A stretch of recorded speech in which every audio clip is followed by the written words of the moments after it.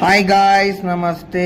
పొద్దున లేచేసి టిఫిన్ సెంటర్కి వెళ్ళేసి 2 బోండమైన వడ తీసేసుకున్నాం. అక్కడనే తినేసాం.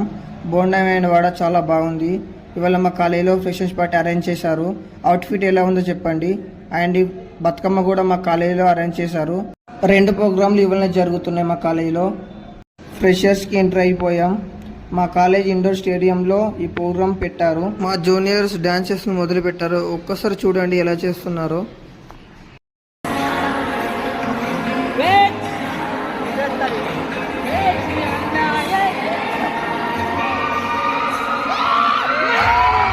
జూనియర్స్ డాన్స్ చేసుడు అయిపోయింది.